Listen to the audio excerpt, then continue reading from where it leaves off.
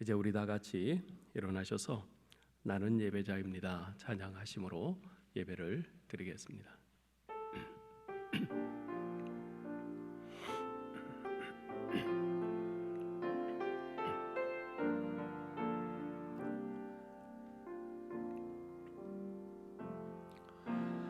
나는 하나님을 예배하는 예배자입니다.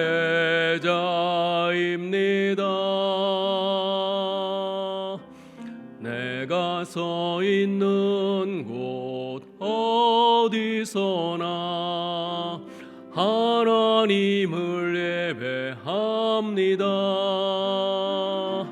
내 영혼 거룩한 은혜를 향하여 내 마음 완전한 하나님 향하여 이곳에서 바로 이 시간 하나님을 예배합니다.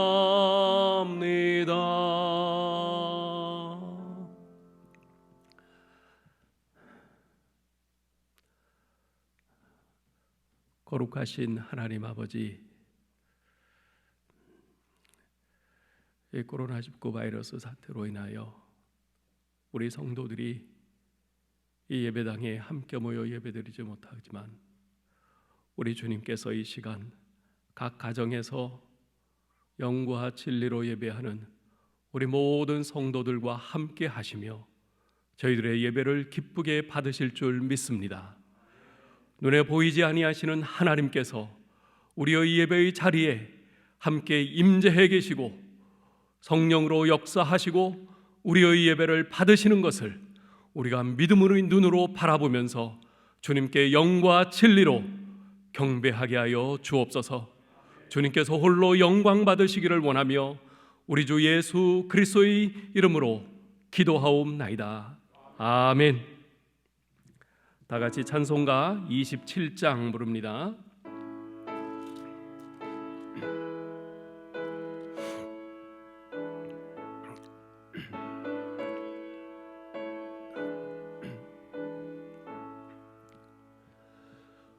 빛나고 높은 보좌와 그 위에 앉으신 주 예수 얼굴 영광이 해같이 빛나네. 해같이 빛나네. 지극히 높은 위엄과 한없는 자비를 무천사 소리 합하여 늘 찬송드리네.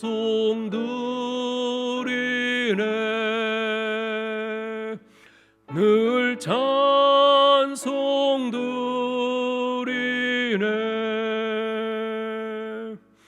영 죽을 나를 살리려 그 영광 떠나서 그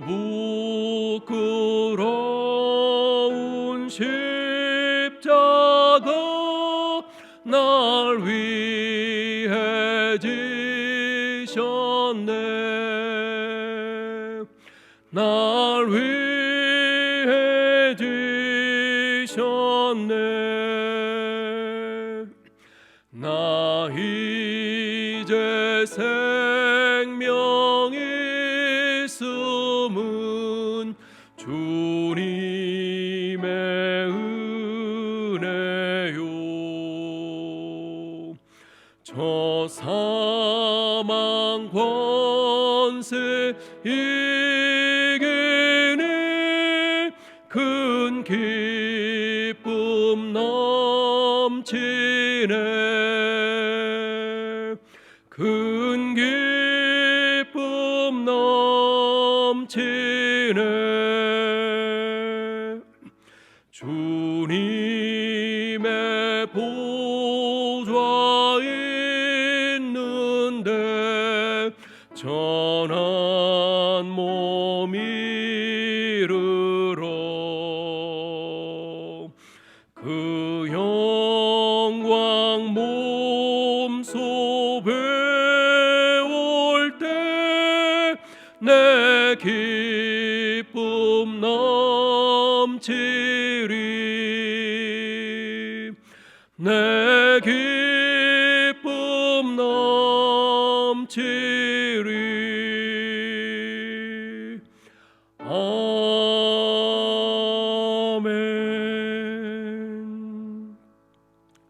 찬송가 뒤에 교동문 8번입니다.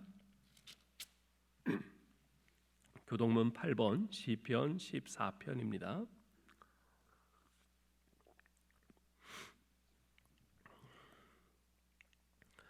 어리석은 자는 그의 마음에 이르기를 하나님이 없다 하는도다.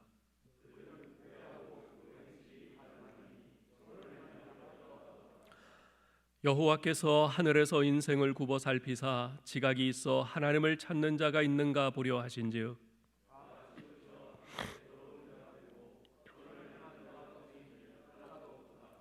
죄악을 행하는 자는 다 무지하냐 그들이 떡 먹듯이 내 백성을 먹으면서 여호와를 부르지 아니하는도다.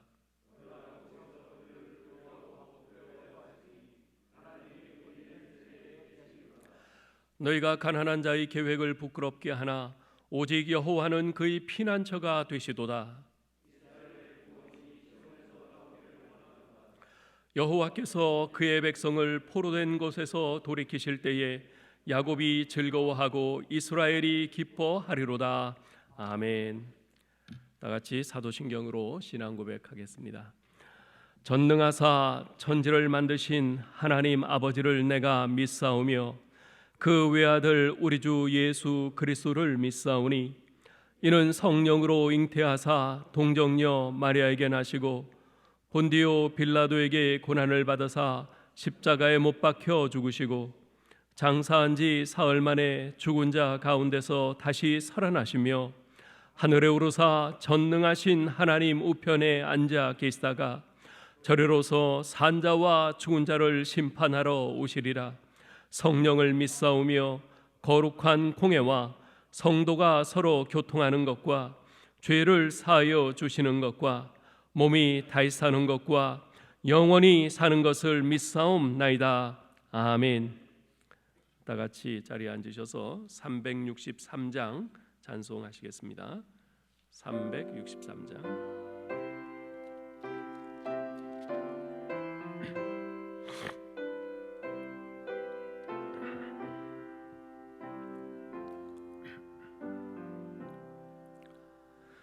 내가 깊은 곳에서 주를 불러 하뢰니 주여 나의 간구를 들어주심 바라고 보좌 앞에 나가니 은혜 내려주소서. 주가 죄를 살피면 누가 능히 서리요. 오직 주만 모든 죄 용서하여 주시니 주님 떨면서 용서하심 빕니다. 파수꾼이 새벽을 기다리고 바라듯 나의 영혼 주님만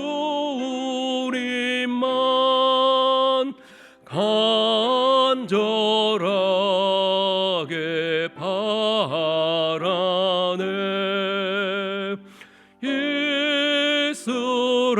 이스라엘 백성아, 주를 바라보아라. 주의 크신 은혜와 그의 능력 바라라. 주의 깊은 은총에 우리 구원이 있으니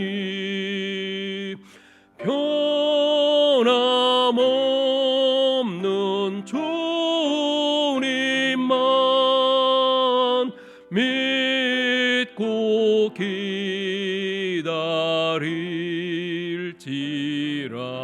기다릴지라. 아멘.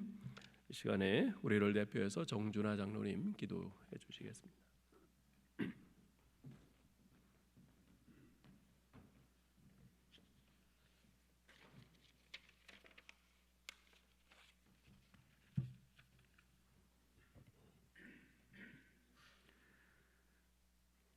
존귀하신 아버지 하나님, 죄로 인하여 하나님의 진노와 심판을 받을 수밖에 없는 우리들을 불쌍히 여기시고 예수 그리스도의 보혈로 구원하여 주신 한없는 은혜와 사랑을 감사드립니다. 지난 한 주간도 너무나 혼란스럽고 힘들었습니다. 다소 소강 상태를 보이던 코로나19 감염병이 대구의 신천지 교회에 폐쇄된 예배가 발단이 되어 매일 감염자 수가 수백 명을 넘으며 전국적으로 3,000명이 넘는 확진자가 발생했습니다. 대부분의 모임이 취소되고 수많은 교회들이 예배당에 모여서 예배를 드리지 못하고 있습니다. 아버지 하나님, 한국교회가 이 어려운 때에 철저하게 회개하고 악에서 돌이켜서 기도하고 하나님께서 왜 우리들에게 이렇게 큰 시련을 주셨는지 깨우쳐 알게 하여 주시옵소서. 전 국민이 이웃을 사랑하고 배려하는 마음으로 안전수칙을 잘 지키고 철저히 정부의 방역 대책에 동참하여 이 어려움을 이기고 대한민국의 높은 시민의식과 저력을 전 세계에 보여줄 수 있게 하여 주시옵소서. 새로운 주기를 맞이하여 전 교인이 예배당에 모여서 기쁨으로 예배드리지 못하고 화성교회 창립 이래 처음으로 불가피하게 온라인으로 예배를 드립니다. 비록 교우들이 예배당에 모여서 예배드리지는 못하지만 성령님께서 도와주셔서 함께 모여서 예배드리는 것과 다름이 없는 거룩한 예배가 될 수 있도록 인도하여 주시옵소서. 이 큰 시련이 전화위복이 되어서 신천지의 실체가 만천하에 드러나게 하여 주시고 더 이상 그들의 가문 이설에 미혹되는 사람들이 없게 하여 주시옵소서. 어려움에 직면한 소상공인들과 자영업자들을 비롯한 모든 국민들에게 피하기를 주시고 이 시련을 이기고 우리 경제가 속히 활력을 되찾게 하여 주시옵소서. 공산국가에서 이슬람권에서 목숨 걸고 선교하는 해외 선교사들과 농어촌 미자립 교회를 위한 기도와 후원의 손길이 거치지 않게 하여 주시옵소서. 이제 이연수 담임 목사님께서 생명의 말씀을 선포하십니다. 코로나19 감염병으로 어려움에 처한 성도들에게 큰 위로가 되고 새 힘을 얻게 하여 주시옵소서. 말씀을 받는 우리들은 그 말씀을 가슴속 깊이 간직하고 승리하는 삶을 살게 하여 주시옵소서. 우리들의 찬양으로 주께서 홀로 영광 받으시기를 원하며 예수 그리스도 이름 받들어 간절히 기도합니다. 아멘.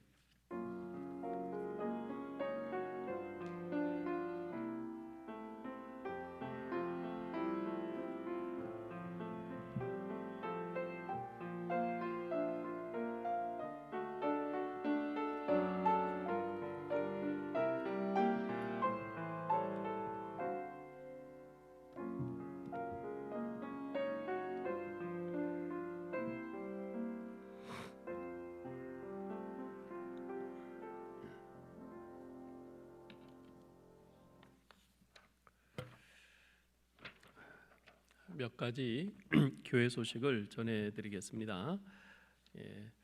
우리 사랑하는 성도님들, 우리가 이렇게 함께 교회에 모여서 예배드리지 못해서 모두들 참 마음이 무겁고 또 힘드실 줄 압니다. 그러나 우리 하나님께서 지금 여러분이 예배드리는 각 가정의 그 자리에 함께 임재하시고 우리의 예배를 기쁘게 받으실 줄 믿습니다. 끝까지 이 믿음으로 경건하게 예배드리시고 하늘의 신령한 은혜를 다 같이 경험하는 시간 될 수 있기를 바랍니다.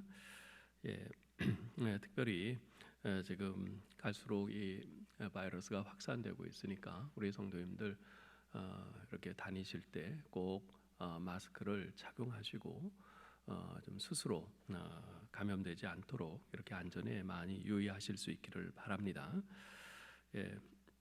이미 공지해 드린 것처럼 오는 토요일까지 교회의 모든 정해진 공예배들, 오늘 오후 예배, 또 수요일 예배, 새벽 예배 등 모든 예배들은 다 쉽니다.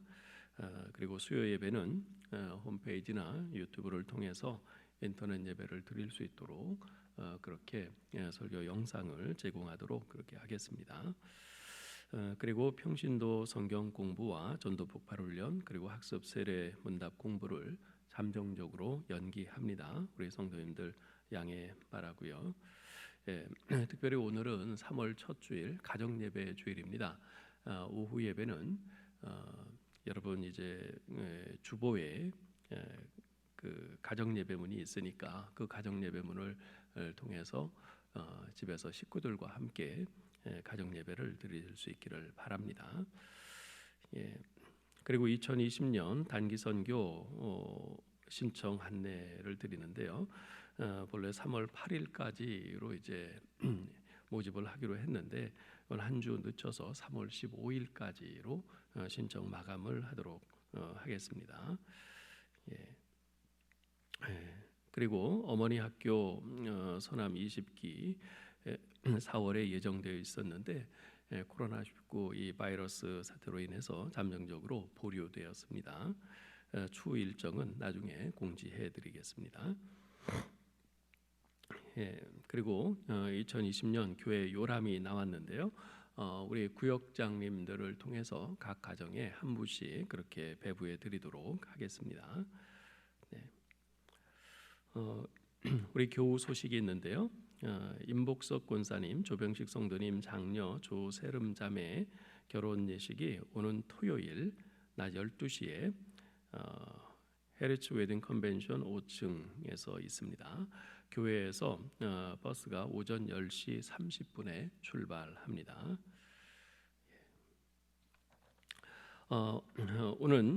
오늘부터 해서 이 3월 암송 구절이 바뀌었습니다. 호세아서 6장 1절인데요. 여러분들 호세아서 6장 1절 우리 다 같이 한번 읽어보겠습니다. 오라 우리가 여호와께로 돌아가자. 여호와께서 우리를 찢으셨으나 도로 낫게 하실 것이요 우리를 치셨으나 싸매어 주실 것임이라. 아멘. 호세아 6장 1절 말씀, 오늘 이 시대의 이 상황에서 꼭 필요한 말씀인 줄 압니다. 우리가 여호와께로 돌아가야겠습니다. 이 말씀을 한 주간 동안 잘 암송하면서 또 하나님의 크신 은혜를 받으실 수 있기를 바랍니다. 이제 오늘 하나님의 말씀을 보겠습니다. 호세아서 4장 11절부터 19절까지입니다. 호세아 4장 11절부터 19절까지.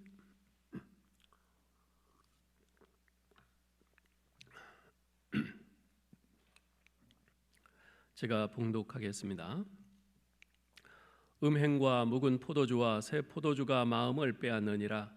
내 백성이 나무에게 묻고 그 막대기는 그들에게 고하나니 이는 그들이 음란한 마음에 미혹되어 하나님을 버리고 음행하였음이니라. 그들이 산 꼭대기에서 제사를 드리며 작은 산 위에서 분향하되 참나무와 버드나무와 상수리나무 아래에서 하니 이는 그 나무 그늘이 좋음이라. 이러므로 너희 딸들은 음행하며 너희 며느리들은 간음을 행하는도다. 너희 딸들이 음행하며 너희 며느리들이 간음하여도 내가 벌하지 아니하리니 이는 남자들도 장기와 함께 나가며 음부와 함께 희생을 드림이니라. 깨닫지 못하는 백성은 망하리라. 이스라엘아, 너는 음행하여도 유다는 죄를 범하지 못하게 할 것이라. 너희는 길갈로 가지 말며 베다웬으로 올라가지 말며 여호와의 사심을 두고 맹세하지 말지어다. 이스라엘은 완강한 암소처럼 완강하니 이제 여호와께서 너희 어린 양을 넓은 들에서 먹임같이 그들을 먹이시겠느냐. 에브라임이 우상과 연합하였으니 버려두라. 그들이 마시기를 다하고는 이어서 음행하였으며 그들은 부끄러운 일을 좋아하느니라. 바람이 그 날개로 그를 쌌나니 그들이 그 제물로 말미암아 부끄러운 일을 당하리라. 아멘.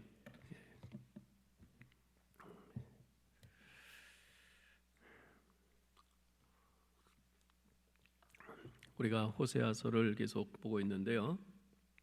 오늘은 봉독한 말씀을 가지고 이것이 바로 너희의 모습이다라는 제목으로 말씀을 전하려고 합니다. 먼저 제가 질문을 하나 드리겠습니다. 한번 답해 보세요. 창밖에서 새 한 마리가 지저귀입니다.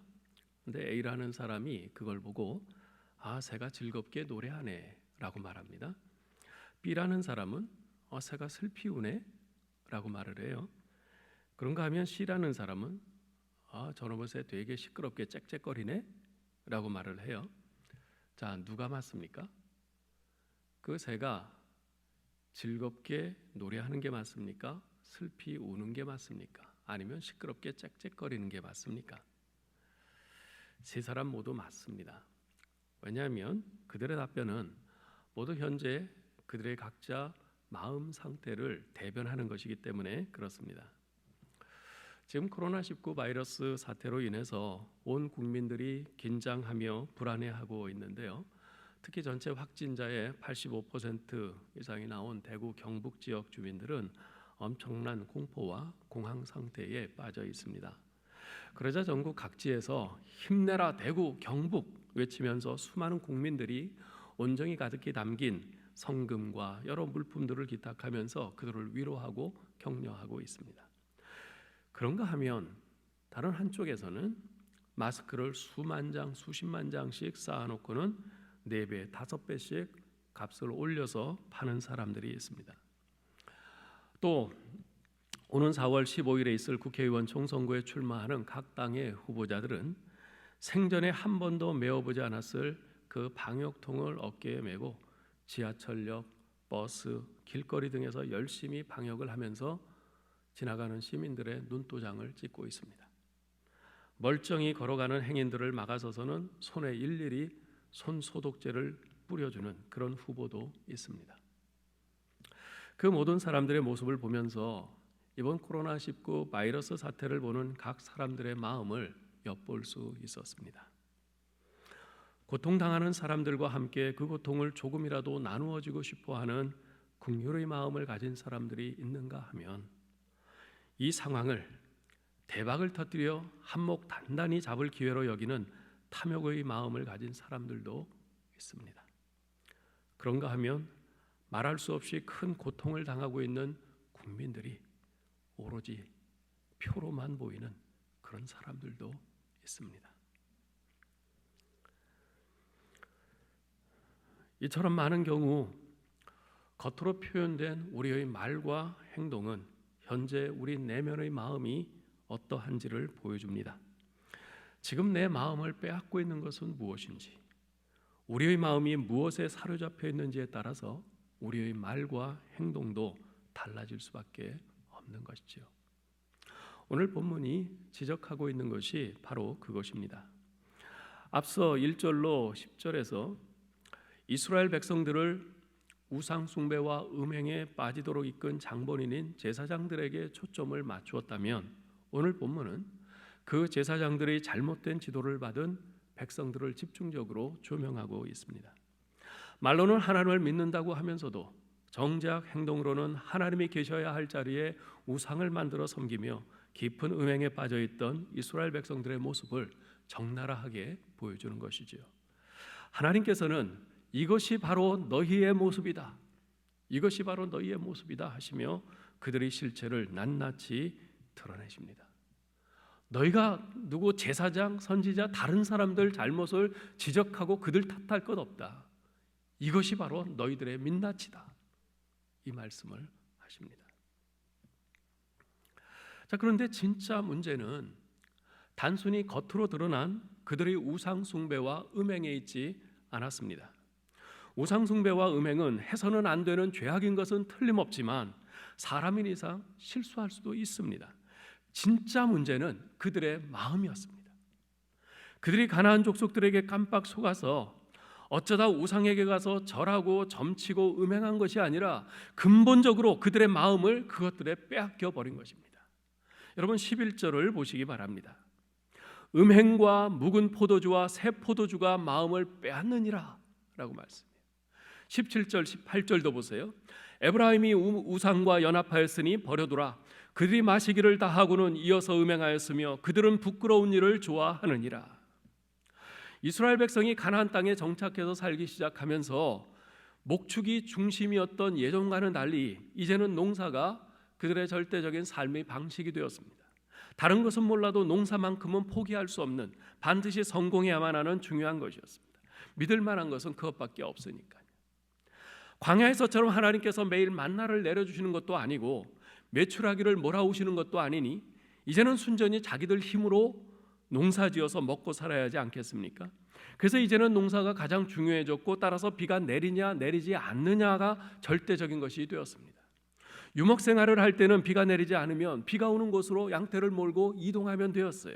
그런데 이제는 비가 안 온다고 해서 땅을 짊어지고 옮겨갈 수는 없잖아요. 비가 안 오면 농사를 지을 수가 없었어요. 그래서 그들은 농사를 짓는 일을 위해서라면 무슨 짓이든 했습니다. 농사 짓는 그 일을 위해서는 비가 올 수만 있다면 죄를 지어도 좋고 하나님을 떠나도 좋고 우상을 섬기고 음행을 해도 좋았어요. 특히 가나안에서의 이 우상 숭배와 음행은 비를 내리는 수단으로 간주되었습니다. 가나안 족속들은 자신들이 섬기는 우상인 바알과 아세라 앞에서 성행위를 많이 해야 농사와 비를 주관하는 그 바알 신이 비를 많이 내려준다고 그렇게 믿었습니다. 그렇기 때문에 이 가나안 족속들 사이에서는 이 많은 성행위가 권장되었습니다. 닥치는 대로 그 성관계를 가져라. 그러면 바알 신이 굉장한 힘을 얻어서 내년에는 엄청난 비를 내려줄 것이다. 그러면 너희 농사가 잘 되고 너희가 풍족하게 살 것이다. 이것이 가나안의 바알 신앙이었습니다. 그래서 바알 신을 섬기는 신전에서는 신전 창기들이 있어서 바알 신에게 제사를 드린 후에는 그러한 신전 창기들과 제물을 가지고 온 사람이 성관계를 갖곤 했습니다. 이처럼 가나안의 우상 숭배는 말초적인 쾌락으로 이스라엘 백성들을 유혹했지요. 그런데요, 이 음행이라고 하는 것은 중독성이 있습니다. 한 번, 두 번 계속하다 보면 그 쾌감에 중독되어서 거기에서 빠져나올 수가 없습니다. 완전히 거기에 마음을 빼앗겨 버리는 거예요. 그렇게 이스라엘은 우상 숭배와 음행에 마음을 빼앗겨 버리고 말았습니다. 그런데 정상적인 사람이라면 신에게 제사를 드리러 가서 음행을 하기가 쉽지 않습니다. 그렇지 않겠어요? 그 신에 대해서 다 두려움을 가지고 있는데 그 신 앞에 와서 제사를 드리면서 정말 자기들 마음으로도 부끄러운 그런 음행을 행한다? 이게 쉽지 않아요. 그래서 그들이 사용한 것이 뭐냐면 포도주였습니다. 그들은 묵은 포도주든 새 포도주든 가리지 않았습니다. 그저 취하고 즐거우면 그만이었어요. 취해서 자신들의 정신이 없는 상태에서 그저 즐겁게 그 성행위만 하면 됐어요. 그들은 이미 마음이 빼앗겨 버린 것입니다. 작년인가요? 인터넷 크리스찬 신문에서 본 기사가 참으로 충격적이었습니다. 자녀를 서울대학교에 보내는 대신 지옥에 갈 수 있겠느냐? 누가 이렇게 물었는데 그 질문에 한 학부모가 어떤 희생도 나는 다 치를 자신이 있다. 그렇게 대답을 했다는 것이에요. 내 자식이 서울대학교에 들어갈 수만 있다면 천국이면 어떻고 지옥이면 어떻냐는 그 집착이 너무나도 섬뜩하게 다가옵니다. 혹시 우리에겐 이런 면이 없습니까? 돈만 벌면 되지 좀 정직하지 않으면 어때? 성적만 잘 받으면 되지 컨닝 좀 하면 어때?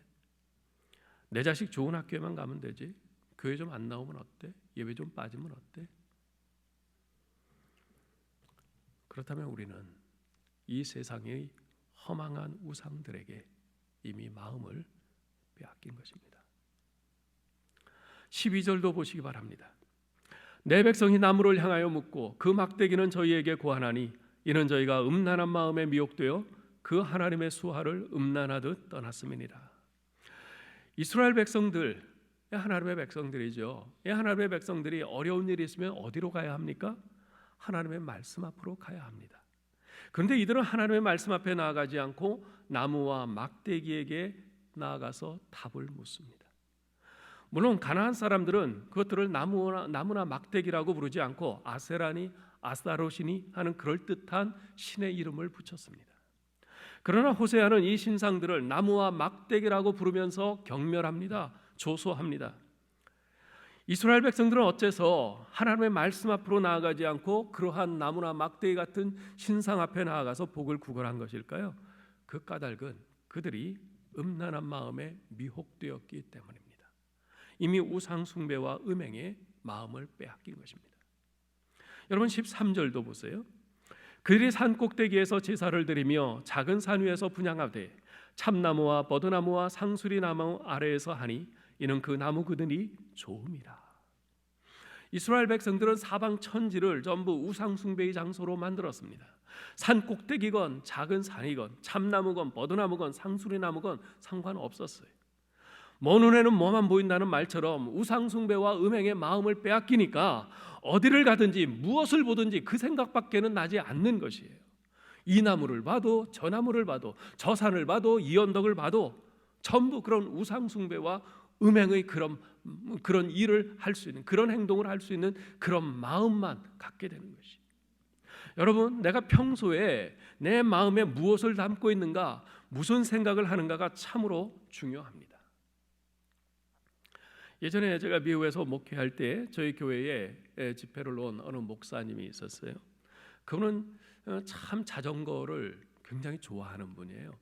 자전거도 열심히 타고 좋은 자전거도 뭐 3대 정도 갖고 있다고 그래요. 그런데 어느 날 이제 이분과 함께 집회를 마치고 이제 함께 차를 타고 숙소로 이제 가는데 그분이 뜬금없이 그런 말을 하는 거예요. 여기 피츠버그에는 자전거 타고 다니는 사람들이 참 많네요. 그런 말을 해요. 전 처음에 무슨 소린가 했어요. 제가 피츠버그에 그 당시에 10몇 년을 살면서도 한 번도 자전거 타고 다니는 사람들이 많다 이런 생각을 해본 적이 없거든요. 근데 그분은 불과 온 지 하루밖에 안 됐는데 그러는 거예요. 그러면서 이어서 하는 말이 저는 자전거를 좋아해서 그런지 길에 다니는 차는 보이지 않고 자전거만 보입니다. 그래요. 근데 전 그분의 그 말을 통해서 사람이 무엇에 마음이 꽂히면 그것만 보이는구나. 그것만 보이는구나. 무엇인가 내가 마음을 쏟고 열정을 갖는다. 그런 것이 이런 것이구나 하는 것을 알게 됐습니다. 여러분, 내가 가장 많이 시간을 쓰고 가장 많이 돈을 쓰는 곳에 내 마음이 있다 하는 말이 있습니다. 우리 한번 생각을 해볼까요? 여러분은 어디에 가장 많은 시간을 쓰십니까? 무엇을 하는데 여러분의 시간과 또 여러분의 돈을 가장 많이 쓰세요? 내가 아무리 입으로는 이런 말 저런 말 해도 실제로 내 시간과 돈을 가장 많이 쓰는 그곳에 내 마음이 있는 겁니다. 여러분의 마음은 과연 어디에 있습니까? 이렇듯 이스라엘은 하나님의 계명에 복종하기보다는 감각적이고 쾌락적인 우상 숭배와 음행에 정신이 팔려서 하나님을 버렸습니다. 이것은 남자들만의 문제가 아니었어요. 여인들도 마찬가지였습니다. 13절 하반절 보세요. 이러므로 너희 딸들이 행음하며 너희 며느리들이 간음을 행하는도다. 죄의 특징 가운데 하나는요, 전염성이 강하다는 것입니다. 여러분, 지금 코로나19 바이러스가 그 어떤 바이러스보다도 전염성이 강하다고 하는데요, 죄라는 바이러스는 이 코로나19 바이러스보다도 훨씬 더 그 전염성이 강합니다. 이건 측방이에요. 하와의 범죄가 곧바로 아담에게 전염됐듯이 이스라엘 남자들이 가나안의 우상 신전에 가서 행하는 음행은 곧바로 집안에 있던 부녀들에게 전염이 됐습니다. 그러한 현상은 이스라엘의 몇몇 가정, 몇몇 성읍에만 국한된 것이 아니라 이스라엘 전역에서 흔히 볼 수 있는 현상이었습니다. 나라 전체가 우상 숭배와 음행에 전염된 것이죠. 그래서 하나님께서는 그러한 북이스라엘의 범죄가 남유다에게까지 전염되지 않도록 경고하십니다. 15절 보세요. 이스라엘아, 너는 음행하여도 유다는 죄를 범하지 못하게 할 것이라. 너희는 길갈로 가지 말며 베다웬으로 올라가지 말며 여호와의 사심을 두고 맹세하지 말지어다. 북이스라엘의 범죄는 남유다에게도 영향을 미칠 수 있었습니다. 그래서 하나님께서는 그들에게 이제 우상 숭배의 본거지가 되어버린 길갈과 베다웬에 가지 말라고 하십니다. 이 길갈과 베다웬이 어떤 곳입니까?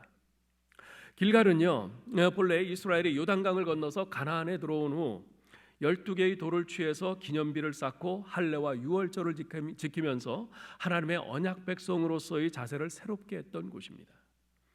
이처럼 이스라엘 역사에 중요한 의미를 지닌 곳이었지만 호세아 당시에는 우상 숭배의 진원지로 바뀌고 말았습니다. 이 베다웬은요, 베델 근처에 있는 곳인데요, 그 명칭은 House of Wickedness, 죄악의 집이라는 의미입니다. 베델의 뜻은 뭐죠? 베델은 하나님의 집, House of God, 그죠? 하나님의 집이란 뜻이죠. 이 베델과는 정반대의 의미를 가진 것이 바로 베다웬입니다. 근데 이 베다웬과 베델은 바로 서로 근처에 있었어요. 하나님께서는 하나님의 집으로 나오지 않고 죄악의 집, 즉 우상 숭배와 음행의 본거지인 바알 신전으로 나아가는 이스라엘 백성들의 마음과 행태를 지적하시기 위해서 베다웬을 언급하신 것으로 보입니다. 사실 이 당시엔 베델 또한 하나님의 집이라는 그런 귀한 영적 의미를 지니고 있지만 사실 호세아 당시에는 베델 또한 우상 숭배와 음행이 난무하는 그런 장소가 되어버리고 말았습니다. 자, 그러면 하나님께서 길갈과 베다웬으로 가지 말라고 하시는 이유가 뭡니까? 뻔히 죄를 지을 수 있는 그런 환경에 조금이라도 몸을 담지 말라는 경고입니다. 그리로 가면 지금 우상 숭배와 음행의 그 본거지가 되어버린 그곳에 가면 너희는 필히 그 우상 숭배와 음행에 감염될 수밖에 없다. 아예 가지 마라. 그런 것이. 여러분, 금목자흑이라는 말 아시죠? 먹을 가까이 하면 검은 것이 묻기 마련이라는 것이. 여러분의 길갈과 베다웬은 어디입니까? 여러분으로 하여금 죄를 짓도록 만드는 그러한 장소는 어디입니까? 여러분으로 하여금 죄로 가까이 가도록 이끄는 그런 사람은 누굽니까? 그런 상황은 어떤 상황입니까? 여러분, 그런 곳을 피하십시오. 그런 사람을 멀리 하시기 바랍니다. 그런 상황에 자신을 방치하지 마시기 바랍니다. 피해야 합니다. 이제까지 살펴본 바와 같이 결국 이스라엘의 문제의 근본 원인은 마음을 빼앗겨버린 것에 있었습니다. 가나안 땅에 들어와 살면서 그들은 제사를 드리는 등 종교적인 습관을 몸에 체득하는 일에는 성공했지만 그들의 마음을 감각적이고 쾌락적인 것에 빼앗기지 않도록 단련하는 데는 실패했어요. 그들의 마음을 지켰어야 했는데 그 마음을 지키는 일에는 실패했어요. 요즘 사람들은 운동으로 몸을 단련하고 건강을 지키는 일을 아주 중요하게 생각합니다. 누구나 신체를 단련하는 운동의 중요성을 잘 알고 있지요. 하지만 대부분의 사람들이 간과하고 있는 사실이 하나 있습니다. 그것은 바로 마음에도, 우리 마음을 지키는데도 운동이 필요하다는 것이에요. 여러분은 마음의 건강을 위해서 얼마나 자주 운동하고 있습니까?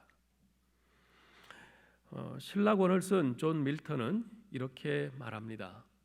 마음이라는 것은 그 자체가 하나의 세계이다.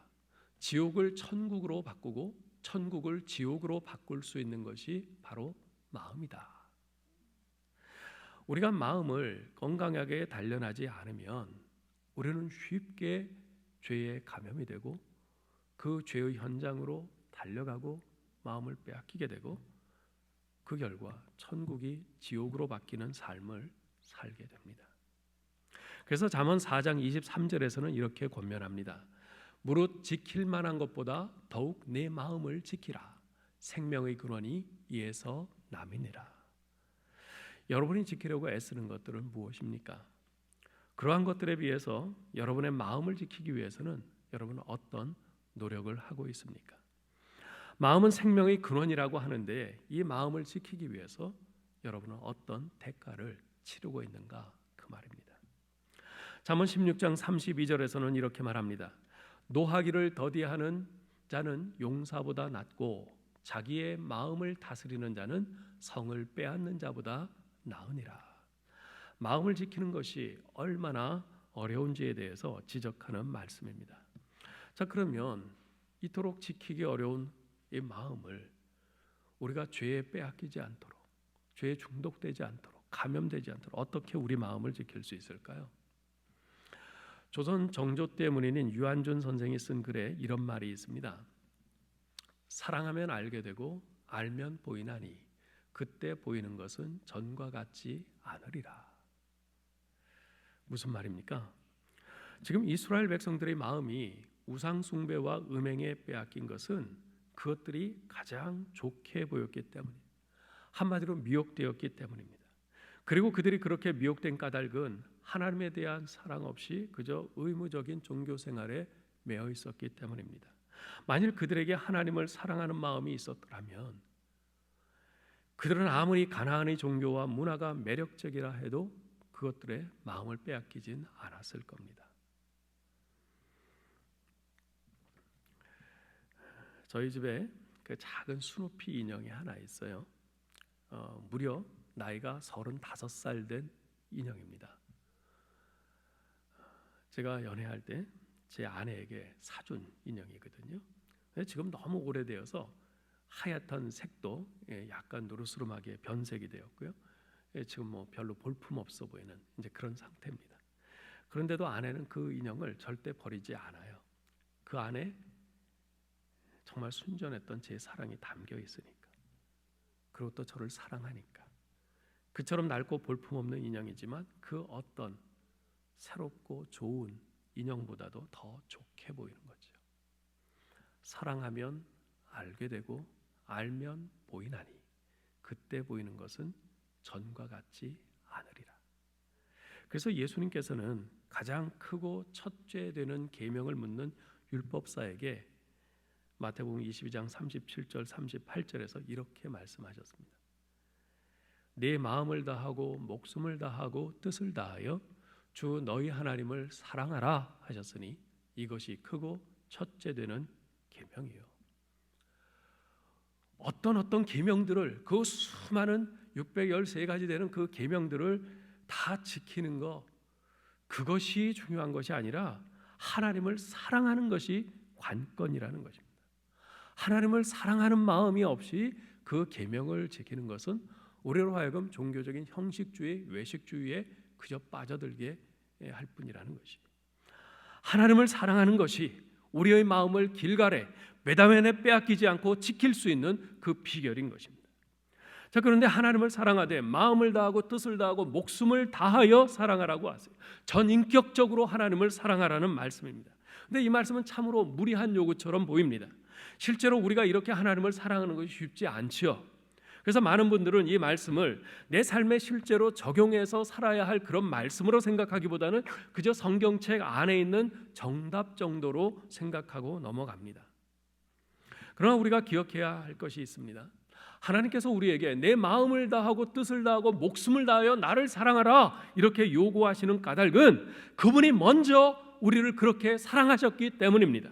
하나님의 그 사랑을 알 때 우리도 비로소 그 하나님을 사랑할 수가 있습니다. 바로 여기에 우리가 그처럼 마음과 목숨과 뜻을 다해서 하나님을 사랑할 수 있는 비결이 있는 것입니다. 장미꽃을 사랑하려면 장미꽃 향기를 맡을 여유를 잃지 말라는 말이 있습니다. 무슨 뜻입니까? 여러분, 장미꽃을 사랑하려면요, 반드시 내 감각과 마음을 최대한 온전히 그 꽃송이에 근접시켜 거기에 집중해야 합니다. 그 향기를 맡으려면 가까이 다가가서 한동안 거기에 내 코를 묻고 그대로 있어야 합니다. 그렇게 할 때 우리는 그 꽃에서 기쁨을 얻습니다. 그 꽃을 사랑하게 됩니다.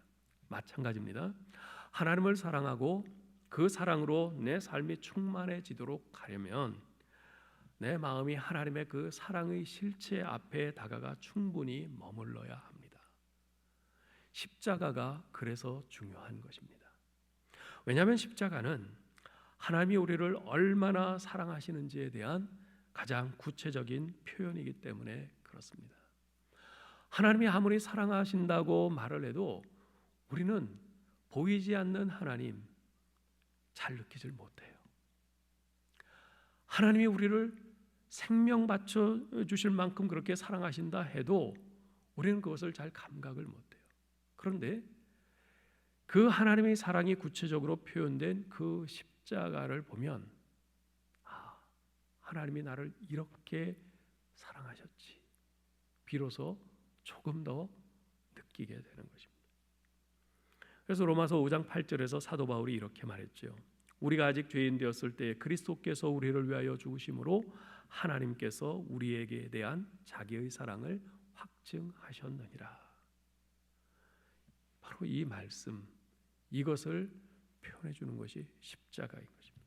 그래서 우리가 십자가를 자주 그리고 깊이 묵상하면 할수록 하나님의 사랑이 더욱 생생하게 다가옵니다. 나 같은 죄인 위해서 이 땅에 오시고 그 십자가에 달려서 자신의 생명을 내어 주신 바로 우리 주 예수 그리스도, 그분을 우리가 생각하면서 하나님이 이렇게 사랑하셨구나, 하나님의 사랑의 실체를 우리가 경험하게 되는 것입니다. 중세 신학의 완성자라고 할 수 있는 토마스 아퀴나스는 이렇게 말합니다. 사랑이란 사랑하는 대상을 간절히 생각할 때 태어나는 것이다. 사랑하는 대상을 보지 않고는 사랑은 존재할 수 없습니다. 사랑하는 사람을 볼 수 있는 기회가 적으면 적을수록 그 사랑이 지속되기란 거의 불가능합니다. 왜냐하면 거의 보지 못한 채 시간만 지나면 생각하는 시간도 점점 적어지기 때문입니다. 서로 사귀는 두 사람이 이렇게 한국과 미국에 서로 멀리 떨어져 있는 채로 시간이 많이 지나면요, 10중 8구는 헤어지게 됩니다. 보지 못하니까 생각하는 시간이 적어지고, 생각하는 시간이 적어지면서 처음에 그 뜨거웠던 사랑이 식어지는 거죠. 여러분, 하나님 사랑도 마찬가지입니다. 전에 한번 제가 말씀드린 적이 있는데요, 지금부터 한 100년 전쯤 프랑스 육군 대령으로 전역하고 나서 아프리카의 사하라 사막에 사는 부족에게 가서 복음을 전하다가 순교한 그 캐톨릭 선교사 샤를로 푸코라는 분이 있습니다. 이분이 어느 날 사막에서 혼자 묵상하다가 자신에게 질문을 해요. 하나님을 믿는 데 있어서 가장 어려운 것은 무엇인가? 그리고 한동안 깊이 명상한 후에 스스로 답변을 합니다. 하나님을 믿는 데 있어서 가장 어려운 것은 하나님을 믿는 것이다. 마치 불교의 선문답 같습니다. 무슨 뜻입니까? 우리 인간은요, 눈에 보이는 것을 믿습니다. 자기 눈으로 보지 못한 것은 믿지 않으려고 합니다. 그런데 우리 하나님은 눈에 보이지 않으시는 분이세요. 눈에 보이지 않는 하나님을 믿는다는 것이 얼마나 어려운가, 바로 그 말이죠. 그래서 우리는 종종 안타까움에 하나님 제발 꿈에서라도 한 번만 보여주세요. 아니면 하나님 제발 음성이라도 한번 들려주세요. 그런 기도를 할 때가 있지 않습니까? 그만큼 보이지 않는 하나님을 믿는 것이 어려운 것이죠. 자, 그러면 눈에 보이지 않는 하나님을 어떻게 믿고 어떻게 사랑할 수 있습니까? 하나님에 대한 믿음은요, 내가 하나님의 말씀을 얼마나 가까이 하느냐에 비례합니다. 다시요, 하나님에 대한 믿음은 내가 하나님의 말씀을 얼마나 가까이 하느냐에 비례합니다. 즉, 평소에 내가 하나님의 말씀을 얼마나 많이 읽고 묵상하고 가까이 하느냐에 따라 하나님에 대한 믿음이 견고하냐 아니냐가 결정됩니다. 왜냐하면 하나님의 말씀은 살았고 운동력이 있는 말씀이기 때문입니다. 곧 우리 주 예수 그리스도 인격자이신 하나님이시기 때문에 그렇습니다. 그래서 우리가 그 말씀을 가까이 하면 할수록 그 말씀 또한 우리 가운데 다가오시고 우리 속에 역사하셔서 우리의 믿음을 더욱 불러일으키십니다. 하나님 사랑은요, 내가 하나님을 생각하는 시간의 양과 비례합니다. 다시요, 하나님 사랑은요, 내가 하나님을 사랑하는 시간의 양과 비례합니다. 즉, 평소에 내가 하나님을 얼마나 많이, 얼마나 간절히 생각하느냐가 하나님에 대한 나의 사랑을 결정하는 것입니다. 그러므로 사랑하는 성도 여러분, 하나님의 말씀을 매일 부지런히 읽고 또 읽고 묵상하고 가까이 하시기 바랍니다. 요즘처럼 교회에 가서 예배도 못 드리는 이 상황에 그저 낭망하지 마시고 오히려 집에서 차분히 성경을 읽고 묵상하는 시간을 더 많이 가지시기 바랍니다. 그러면서 하나님을 더 많이, 더 간절히 생각하십시오. 지금 우리 앞에 펼쳐지고 있는 이 모든 일들을 하나님과 따로 떼어 생각하지 마시고 이 모든 일들도 하나님께서 다스리고 계심을 믿으면서 하나님과 연관지어서 더 깊이 생각해 보시기 바랍니다. 특별히 이런 상황 속에서는 왜라는 질문보다는 무엇을 이라는 질문에 초점을 맞추는 것이 좋습니다. 하나님, 왜 이런 일이 생겼습니까? 우리가 충분히 질문해 볼 수 있죠. 그렇지만 이 질문에 대한 답은 얻기가 쉽지 않습니다. 하나님, 왜 이런 코로나 바이러스가 생겼습니까? 왜 우리에게 이런 바이러스를 허락하셔서 왜 우리가 교회에 와서 예배도 못 드리게 하십니까? 왜요? 이런 질문에 대한 답은 얻기가 쉽지 않아요. 그러나 하나님, 지금 이 상황에서 그리스도인인 제가 무엇을 해야 할까요? 우리 교회가 지금 무엇을 하기를 원하십니까? 이 질문은 비교적 답을 얻기가 어렵지 않습니다. 우리가 계속 하나님의 말씀을 읽고 묵상하는 가운데 이런 질문을 하며 하나님을 계속 생각하고 또 생각한다면 우리 눈앞에 이러한 두렵고 고통스러운 현실에 대해서 우리가 절망하지 않고 무너지지 않을 수 있습니다.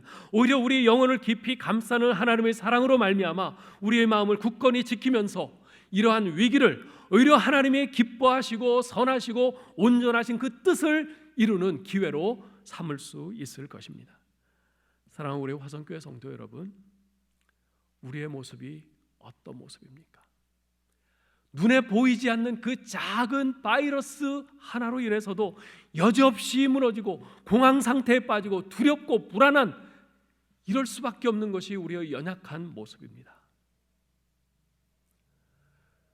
사람들은 감염이 되어서 아파서 격리되어 있고 마스크 사지 못해서 전전긍긍하고 있고 불안해하고 있는 이런 때에 이런 때가 내가 대목 잡을 수 있는 기회다 하면서 마스크를 싸쟁여놓고 자기 혼자 배불리면 그만이라고 생각하는 이런 악함이 바로 우리의 모습입니다.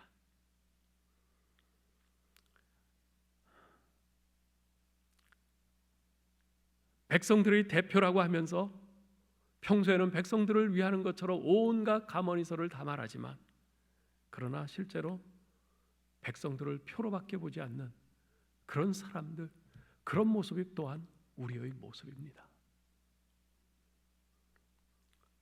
이런 모습 속에서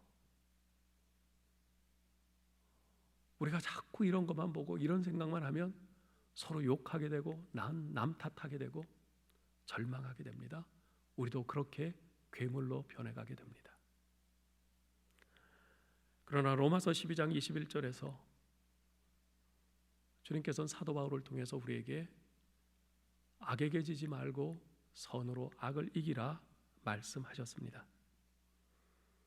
아무쪼록 이 말씀처럼 코로나19 바이러스 사태를 이용해서 우리를 두렵게 하고 낙담케 하여 무너뜨리려는 사탄의 괴계에 지지 말고 오히려 끝없는 주님의 사랑에 기대어 우리의 마음을 지키면서 선으로 악을 이기는 우리 모두 될 수 있기를 주님의 이름으로 축원합니다. 왜냐하면 그것이 바로 예수 그리스도의 십자가의 사랑과 은혜로 구원받은 우리가 지켜가야 할 참 하나님의 백성의 모습이기 때문입니다. 기도하겠습니다. 하나님 아버지, 모두가 너무나도 어려운 시기입니다. 서로 다른 사람을 향해서 손가락질하고 남의 탓을 하고 누군가를 원망하기 쉬운 그런 때입니다.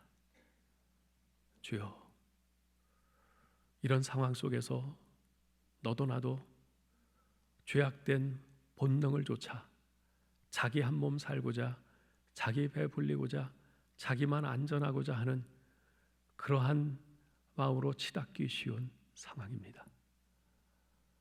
너도 나도 다 같이 인간의 참된 인간의 모습을 잃어버리고 괴물로 변해가기 쉬운 그런 상황입니다. 주여, 저희를 불쌍히 여기사 아무리 상황이 어렵고 힘들어도 그와 같은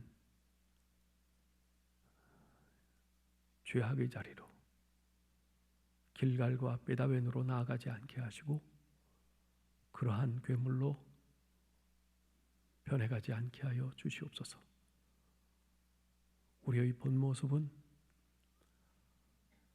예수 그리스도의 십자가의 보혈로 구원받은 하나님의 백성이요 하나님의 자녀임을 기억하면서 악에게 지지 말고 선으로 악을 이기라 하신 우리 주님의 말씀을 붙들고 이러한 때에 오히려 내가 무엇을 해야 할지,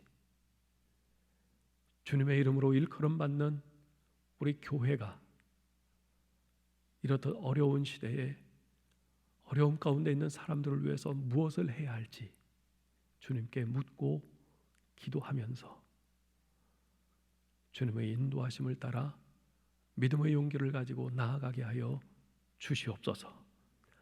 예수 그리스도의 이름으로 기도하옵나이다. 아멘. 이 시간에 우리 같이 몇 가지 기도 제목을 가지고 합심 기도 하기를 원합니다. 여러분 지금 이제 기도 제목을 스크린에서 보실 텐데요. 첫째, 하나님, 이 백성들을 불쌍히 여기사 이 땅을 고치고 살려 주시옵소서. 우리가 같이 기도해야 되겠습니다. 역대하 7장 13절 14절에서 이렇게 말씀합니다. 혹 내가 하늘을 닫고 비를 내리지 아니하거나 혹 메뚜기들에게 토산을 먹게 하거나 혹 전염병이 내 백성 가운데 유행하게 할 때에 내 이름으로 일컫는 내 백성이 그들의 악한 길에서 떠나 스스로 낮추고 기도하여 내 얼굴을 찾으면 내가 하늘에서 듣고 그들의 죄를 사하고 그들의 땅을 고칠지라. 하나님께서 약속하셨습니다. 우리가 지금 이 시기에 이 아픔을 끌어안고 우리가 회개하면서 주님 앞에 부르짖고 기도해야 될 때입니다. 하나님이 이 백성들을 불쌍히 여기사 이 땅을 고쳐주시고 살려주옵소서. 그리고 두 번째로 코로나19 바이러스를 속히 소멸시켜 주셔서 하나님 더 이상 확산되지 않게 하여 주옵소서 기도해야 되겠습니다. 또한 코로나19 사태를 통해서 우리 연약함을 발견하며 교만해진 우리의 마음을 낮추시고 겸손히 하나님만을 의지하는 신앙이 회복되게 하여 주옵소서. 그리고 네 번째로 감염자들이 잘 회복되게 하시고 의료진들과 방역당국이 지치지 않고 바이러스와의 싸움을 잘 감당할 수 있도록 힘과 능력을 더하여 주옵소서. 그리고 다섯 번째로 교회에서의 예배가 취소되어 함께 모이지 못하는 상황 속에서도 모든 성도들이 각자의 자리에서 하나님의 말씀을 굳게 붙들고 기도하며 예배자로 서게 하소서. 특히 온라인으로 예배 드릴 때 각 거장에서 임재하시는 하나님을 믿음의 눈으로 바라보며 더욱 경건하게 영과 진리로 예배하게 하소서. 이상 우리가 이 기도의 제목을 가지고 같이 기도하겠습니다. 여러분 집에서 지금 이 시간에 우리 같이 함께 합심해서 우리가 통성으로 기도하겠습니다. 하나님 아버지, 하나님 아버지, 아버지여, 지금 이 나라가 아버지여 그리고 세계 곳곳에서 하나님 이 코로나19 바이러스로 인해서 하나님 수많은 사람들이 감염되어서 죽고 고통을 당하고 있습니다. 하나님 그 가족들이 격리되어 고통을 당하고 있습니다. 하나님 수많은 사람들이 불안해하고 두려움에 떨면서 고통을 당하고 있습니다. 하나님 아버지, 하나님 아버지, 아버지여, 이 땅의 백성들을 불쌍히 여겨 주시옵소서. 하나님 이 한낱 이 바이러스로 인해서 하나님 무너지고 더 무너지며 아버지여 정말 어디로 갈지 알지 못하고 아버지여 고통당하면서 하나님 단식하며 있는 이 백성들을 긍휼히 여겨주시기를 간절히 원합니다. 하나님 아버지, 하나님 아버지, 아버지여, 우리가 누구를 탓하겠습니까? 누구를 원망하겠습니까? 누구에게 손가락질하겠습니까? 하나님 이 모두가 아버지여 우리가 죄악 가운데 산 우리의 죄 탓인 줄 믿습니다. 하나님 우리가 이 땅을 위해서 기도하지 못하고 아버지여 우리가 교만한 우리의 탓인 줄 믿습니다. 아버지 하나님, 아버지 하나님, 저희를 불쌍히 여겨주옵소서. 하나님, 하나님 이 시간 저희가 아버지여 우리의 마음을 열고 우리 마음에 옷을 찢고 하나님 주님 앞에 회개합니다. 주님 앞에 회개합니다. 아버지 하나님, 아버지 하나님, 아버지여 주님의 이름으로 일컬음을 받는 백성들이 악한 길에서 떠나 스스로를 낮추고 기도하고 주님의 얼굴을 찾을 때 주께서 하늘에서 듣고 우리의 죄를 사하시고 우리 땅을 고쳐주시겠다고 하셨습니다. 이 전염병을 소멸시켜 주시겠다고 하셨습니다. 아버지여, 아버지여, 저희가 회개합니다. 하나님 저희들의 죄를 고백합니다. 하나님 저희들의 가슴을 찢습니다. 저희를 불쌍히 여겨주시고 이 땅을 고쳐주시옵소서. 하나님 살려주시옵소서. 코로나19 바이러스를 속히 소멸시켜 주시고 하나님 더 이상 확산되지 않게 하여 주시옵소서. 하나님 아버지, 하나님 아버지, 아버지 이 코로나19 사태를 통해서 우리의 연약함을 발견합니다. 하나님 이제까지 정말 이 한낱 바이러스에 의해서도 무너질 수밖에 없는 자신의 것만 하나님 그것을 알지 못하고 한껏 금연했던 저희를 용서해 주시옵소서. 우리의 마음을 낮춰 주시옵소서. 우리가 겸손히 하나님만을 의지하는 이 신앙이 다시 회복되게 하여 주시옵소서. 하나님 아버지, 하나님 아버지, 이 감염으로 인해서 수많은 감염자들이 지금 고통을 당하고 있습니다. 죽음의 공포에 있습니다. 하나님 그 가족들도 하나님 격리되어서 하나님 지금 어려운 가운데 있습니다. 하나님 그들을 불쌍히 여기주시옵소서. 하나님 감염자들이 잘 회복될 수 있도록 도와주시옵소서. 하나님 그 감염자들을 치료하기 위해서 의료진들이 하나님 너무나도 불철주야 애쓰고 있습니다. 하나님 또한 방역당국이 더 이상 확산되지 않도록 하나님 아버지 고민하면서 애쓰고 있습니다. 하나님 그들이 지치지 않게 하여 주시옵소서. 하나님 바이러스와의 싸움을 잘 감당할 수 있도록 힘과 능력을 더해 주시옵소서.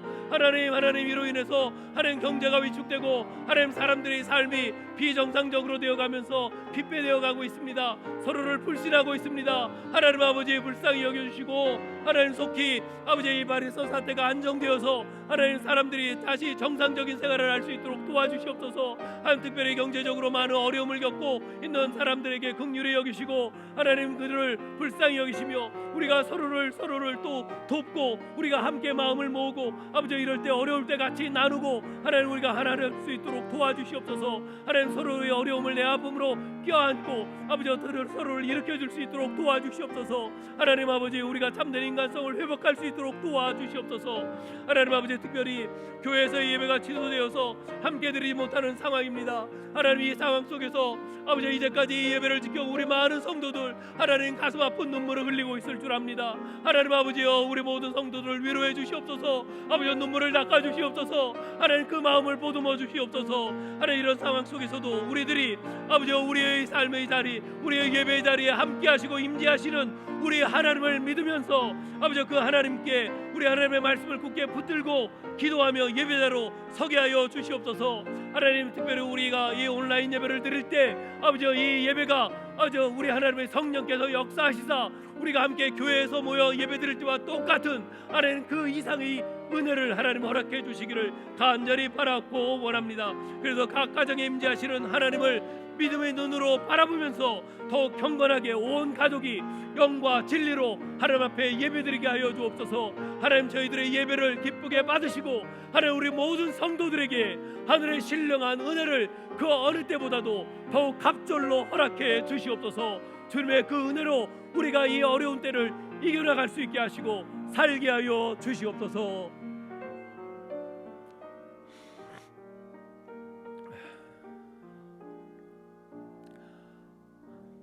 언제나 저희의 기도를 들으시는 신실하신 하나님 아버지, 이 시간 저희가 믿음으로 간절히 기도한 우리의 모든 기도를 들으신 줄 믿습니다. 이 기도대로 하나님께서 응답하실 줄 믿습니다. 아버지, 우리 하나님을 향한 이 믿음을 가지고 우리가 계속해서 기도하며 아버지, 이 어려운 시기를 우리 자신이 이겨낼 뿐만 아니라 주위의 이 어려움 가운데 고통당하고 널브러져 있는 사람들을 우리가 예수 그리스도의 그 십자가의 사랑을 가지고 나아가 그들을 섬기며 그들을 일으켜주며 그들을 도우며 우리 하나님의 살아계심을 증거하는 저희들 되게 하여 주시옵소서. 예수 그리스도의 이름으로 기도하옵나이다. 아멘. 우리 다 같이 일어나셔서 주는 평화 결단의 찬송 부르겠습니다.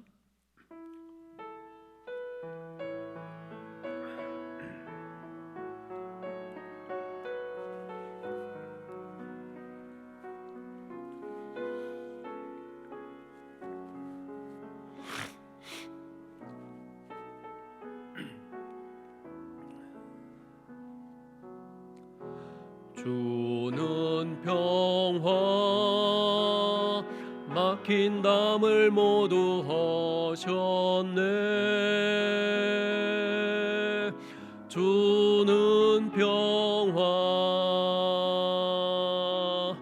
우리의 평화 주는 평화 막힌 담을 모두 하셨네. 주는 평화 우리의 평화 염려다 맡기라 주가 돌보시니 주는 평화 우리의 평화 염려다 맡기라 주가 돌보시니 주는 평화 우리의 평화 염려다 맡기라 염려다 맡기라 주가 돌보시니 주는 평화 우리의 평화 염려다 맡기라 주가 돌보시니 주는 평화 우리의 평화.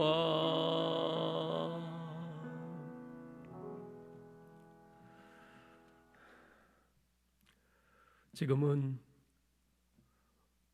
우리의 평화가 되시며 매 순간순간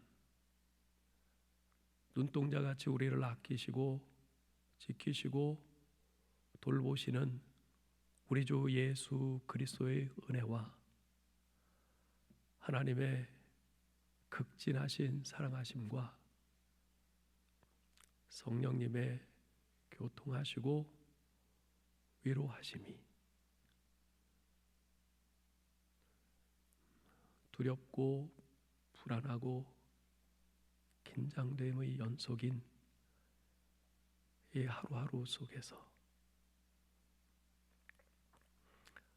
십자가에서 죽기까지 날 사랑하신 우리 하나님의 그 사랑에 기대어 나도 하나님을 사랑하며 하나님을 향한 내 마음을 지키며 하나님의 백성으로서의 내 모습을 지키며 그 모습으로 절망 가운데 있는 이 세상을 향해